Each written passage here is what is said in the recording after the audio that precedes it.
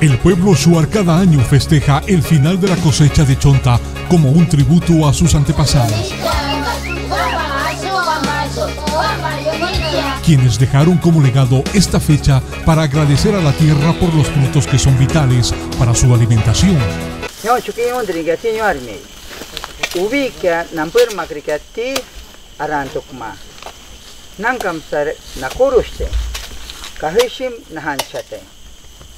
Vishikshim nahanchate tiñarmi urukamde ubika entre hukartin wakani hu aint hatte mismakrika hatte tiño asarmate no y un tiño armi no ni hintiebor sarmate yamai uchiti huarar no is nakumyakor ubi mantamawe huramki to sar yamai ke ie ubi mate to sar yamai ke bukata hi.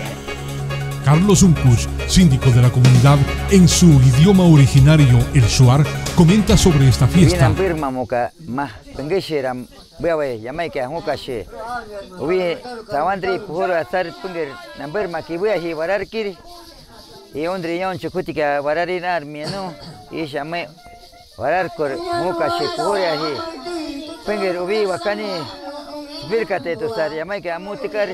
Penger shir dembro sar uchivareña kui hoirot kama pandani mia ain suareña kui isha undi shavarasar ñanga te puri ubica.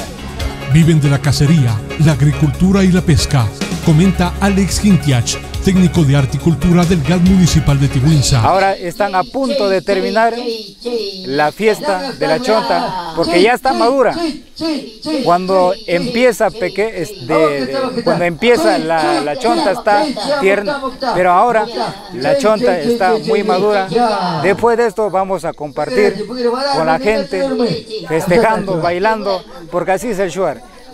Festejar con alegría, festejar con entusiasmo y felicitarnos e ir a descansar.